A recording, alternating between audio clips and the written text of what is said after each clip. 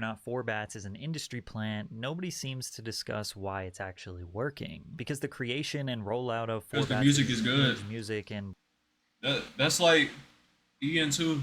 He's probably an industry plant. I don't know if he is. I think he is, but they be having good songs, so nobody's gonna complain about it. branding is quite literally perfect. Now, even I will admit there is something suspicious going on here. He made his first song 1 year ago called Act 1 Stickers 99, which now sits at 45 million streams. But at the time of Facts. release, it basically fell on deaf That ears. that's facts. Cause you remember people were saying the Drake stimulus. Whenever Drake would drop out, whenever he would do a feature, the person who he did a feature on, they would go up. Is that an industry plant? Then he posted a music video and a handful of TikToks for 6 months before dropping his second song, Act 2, Data 8, in December, when it exploded in virality within a week. His From the Block performance went viral, his On the Radar performance went viral, and he shot up to over 9 million monthly listeners after just 2 songs. All his cover arts basically look the same, and you could tell with his Act 1, Act 2, Act 3 release plan. Now I'm not gonna lie. The cover art is either AI or they use the same lens and edit it the same way because they're literally like all the same. This was all very calculated, very thought out, and very strategized. Then in the beginning of 2024, he signed to OVO, dropped a remix of Act 2 with Drake, and now also has a song with Usher. Act 2 has over 270 million streams when combined with the remix, and when you consider his manager Amber Ajee is the lead creative manager at RCA Records, a woman who has worked on creative campaigns for Doja Cat, Justin Timberlake, and Post Malone, it seems pretty clear that Forbats has had a multi-million-dollar machine behind him since the very beginning. And when most people hear this objective information, they just say he's an industry plant. They clearly wiped his back catalog. He was discovered by the majors and they took him in and they rebranded him and they re-strategized his career going forward, and that he wouldn't be successful if it wasn't for the label. Now, even I will admit, like, look, having that multi-million-dollar machine is very important, but you also have to remember that record labels are constantly trying to do this with hundreds, thousands of artists, and they don't always hit as big as Forbats. They actually almost never do. There are very specific That's things a that lot make of artists. Forbats genuinely different, which made him immensely successful, and it isn't just because he has a lot of money behind his brand. But in order to understand that, we must analyze 2 very important steps of the current music climate. An artist today must get your attention first and then impress you with their music second. Because most people That's facts. Now, if we look at the 2 examples of industry plants that I said, Ian, he got his popularity all of Instagram Reels. People were like, "Oh, this is a white boy, and he's making this type of music. Hold up, let me check him out." Forbats, they're like, "Hold up, this is a nigga, and he's making this type of music. What is going on? How is he doing this?"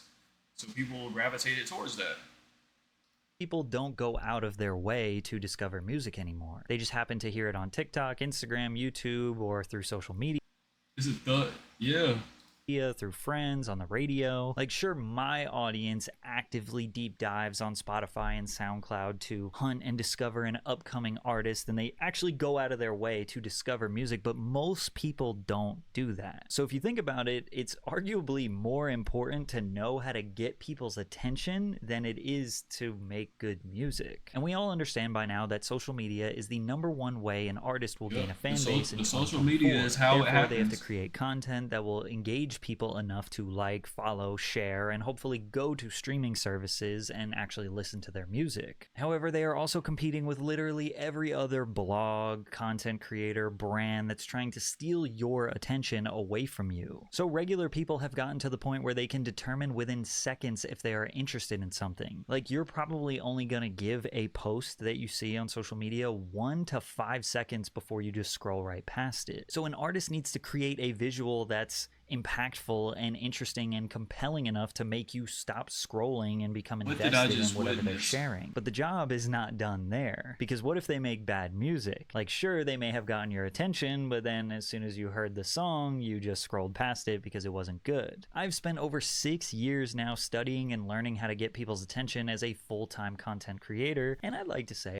I'm not gonna lie, what he just said, I think that applies to them Kanye music videos I looked at earlier. Hashtag noticing. I'm pretty good at it, and now I'm using that expertise to give artists advice and strategies on how to get more attention on their content through my music marketing newsletter called Tuned In. After you purchase a membership at tunedin.marketing or purchase using the link in the description, you will receive an easy-to-read email every Wednesday containing relevant music marketing advice, content strategies, or general music marketing secrets that experts are using to gain more views on their content, which leads to more streams on Spotify. Let my team save you. Wait, that was an ad? Yeah, I was about to say all the marketing stuff, like if you look at all of it, it's literally just people saying the same exact thing and it all gets views. So I wonder if like doing content like that is the move. You just say you make content that says if you do this, you'll blow up. Really, it's your first video. You ain't got no views. But you're telling people to do stuff and they'll blow up. But you blew up from it. It's tough. And that comes down to his image. He decided to throw on the balaclava, which is a staple of every UK drill rapper. Just being able to see their eyes and mouth has this menacing, mysterious vibe. Additionally, he had a crew of people around him all dressed like they are about to do a drill. He's carrying cash and doing the money spread, which is just another trap staple. But literally none of these visuals or imagery would be considered unique if it wasn't for the song, because his song entirely contradicts everything you see visually. He isn't rapping about doing crimes over energetic beats. He is singing softly and emotionally about a girl. His voice is pitched up so he sounds like a child. This same exact formula was used by Rumor 4 years ago with his viral song Rascal, where he is singing a beautiful country ballad while posted up around dangerous dudes with weapons. I don't think I know who Rumor is, but I think I might have heard the name. People stop scrolling. Like when he was initially going viral, they saw it and they're like, okay, you know, I like UK drill, I like drill music. Let's see. Actually, I might have heard the voice. Like,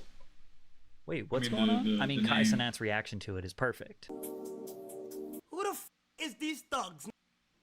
You want me to pull up? I'll come and slap by 8 p.m. Yo,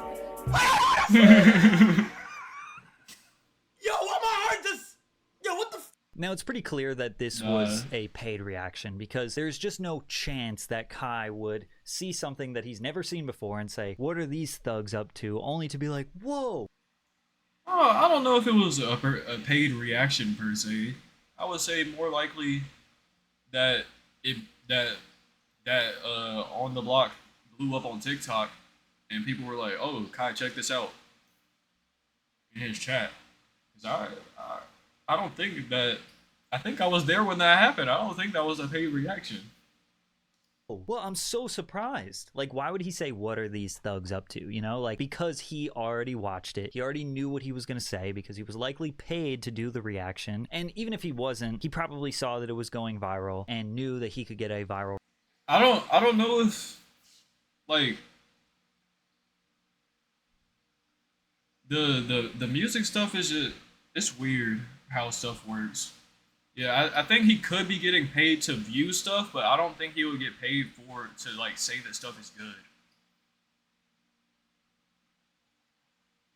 Because just like, yeah, I think that he could be getting paid to like listen to something, but I wouldn't say he would be getting paid to like give good reactions on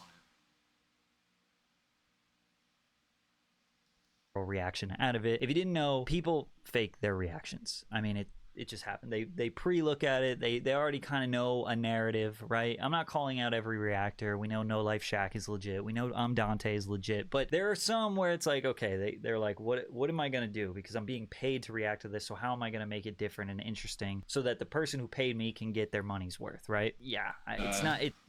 Dante, he's a real nigga. I've been watching since back in the bucket hat days. I I remember seeing the. I found him. I think when I was looking for X or something. I was looking for X reactions. I seen him. He had the curtains behind him in the garage or something, It's business, people. Plus, in some of and he was doing the paid promoted songs with the old intro. Forbats' early TikToks, you can see him posting the caption like when the voice doesn't match the rapper, which is kind of just like a common content strategy idea that has permeated throughout TikTok and YouTube for many years now. But it's a good narrative, and it worked really well for Forbats because it honestly describes what's going on here perfectly. But there's an even deeper way to analyze Forbats' success. These days, an artist is no longer an artist. They are a brand. And music Facts. is no longer art. It's a product. And in order to buy a product, you have to learn about it. So before you buy into or become a fan of an artist, you need to learn about them. Some products take a lot of time to learn about before you buy them. For example, electronics. Most of you don't make a quick decision to buy a computer monitor or a Wi-Fi router or a camera. You take hours, sometimes days, maybe even weeks or months to do research, watch reviews, analyze the specs, look at the competition. The length of time it takes you to buy one of these products dramatically changes the business plan of the companies who make them. They spend extra effort. I think I might have actually seen one of them routers before at like Walmart or something. I wasn't looking at it, but resources you said it designing, looked like a thinking spider. about additional I've features and definitely value seen propositions. one of them This with my way, eyes it lasts before. longer and it is worth the assumed high price tag. It also means the product will mean more or be considered more valuable to the customer who bought it. Inversely, if you're buying a pen or a water bottle or some chapstick, you're probably just like, yeah, that looks good, I'll buy it. You don't really think about it all too much. So the companies who make it don't necessarily need to put in years of research and development. I think the thing about this point that he just made about artists being a product is that even though, yes, that is true, that artists are a product now, as a consumer of music, you don't have to put any money into that product. It would just be your time, which then, if you're not looking into the artists and following them, it's not that much time. If anything, you're just listening to the music. So, even though, yeah, that is true, and the social media is a big part about it, you don't really see that many artists doing like crazy stuff on social media. You just see whenever they drop music, they'll post about it. That's about it for the most part. Because they know most customers are going to make a quick decision on whether or not to buy it. The amount of time or money it takes to get someone to buy something is called customer acquisition cost. And if you think about it, new artists have to do the exact same thing, but the customers are called fans. Artists like Forbats that are blowing up have what I call a low fan acquisition cost. Since there isn't much there to digest or understand, it makes it much easier to buy or become a fan of his music. It's like the water bottle. Looks good, feels good, has a cool color. There's a little bonus storage container underneath, keeps the water cold. Like, it's pretty much it, so let's buy it. If you watched the intro of this video, which I know you did, you now know Forbats' whole backstory. There really isn't much there. You know the cool juxtaposition between his image and his music, and his R&B tracks are vibey and enjoyable. So now you know everything you need to know about him. There's really nothing deeper there, so you just now have to determine if you're a fan or not. The more simplified your branding is as an artist, the better. If your entire brand can be summed up into one sentence, you have the potential to be huge. Why? Because imagine you're talking to a friend who isn't chronically online like you are, and you're trying to ask them if they know, or you're trying to describe a celebrity or artist. Maybe that's popping off, or maybe that's new, and you just want to ask them if they had ever heard of them. Yo, you ever heard of Ice Spice? No, who is that? Oh, it's the girl with the orange hair and the big ass that makes drill music. Or... Man, talking about big ass. When I was scrolling on the TL yesterday, I seen Lotto pop up. That video she posted yesterday on Twitter. It was cinema. Yo, you know Mr. Beast? Nah, who's that? Oh, the dude who does the crazy YouTube challenges and gives away a ton of money? BLP Kosher. Jewish dude with wicks and grills that raps. Aiden Ross. Streamer who makes sus jokes while hanging out with rappers. Ian. Regular looking white boy who makes surprisingly hard trap music. Big X a plug. Fat dude with unique samples who makes hard southern trap music. Patrick CC. YouTube documentaries about celebrities and their controversies. Yo, you know Four Bats? Nah, who's that? Oh, the dude who looks like a violent drill rapper but makes smooth R&B love songs. See what I mean there? And even if the conversations don't exactly take place like that, like those conversations take place in your brain. You look at something and you try to quickly figure out in the shortest amount of sentences, the shortest amount of detail possible who this person is and what they do. You just naturally, subconsciously do that. What are we talking about here? Kid 6000. What movie are we talking about? Let me know. The more complicated or unclear your branding is, the harder it becomes to share your music. Yeah, or to I'm not clicking the link because they just don't really understand, or they don't know how to categorize it in their brain. Like here's Angelo Mota, who kind of looks like he would be a Dreamville artist, but some people say he sounds like Kendrick Lamar. He does kind of make conscious rap, but it also could be considered hard trap music. He can also sing decently and make R&B, but he's also... I'll say, I don't really... That's I don't really have a favorite genre of movies. I'll pretty much watch anything. I will watch. I mean, I'm not really a fan of horror, but if I were to watch a horror movie, y'all would definitely get some clips. Just know, yesterday or last night, I wasn't even doing nothing crazy. I heard a sound. I go. I jumped crazy. I don't know what it was. Just know I'm about as bad as Rage with the horror stuff. I just don't be screaming about it. So dabbled in making dancey music. And on top of that, he's a producer and makes his own beats that are usually super layered and complex. Like to us music fans, that description sounded really intriguing and you'd probably go listen to him. But to the average person, you just bored and confused them with that long ass description. And I'm not trying to diss Angelo. I don't. Silent Screamer is crazy. But that should be making me jump.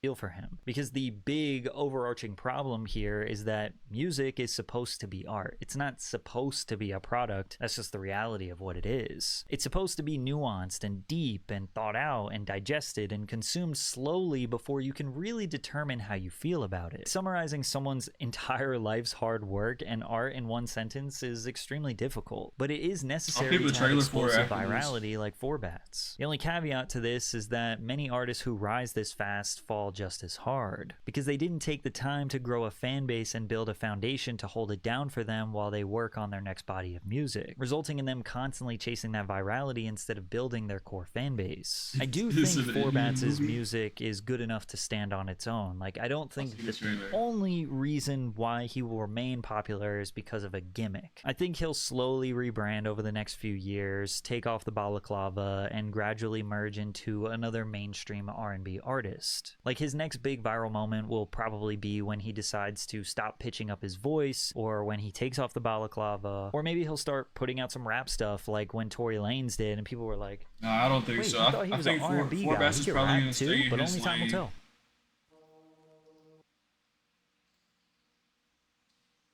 Yeah, Four Bats, he was definitely an industry plant, but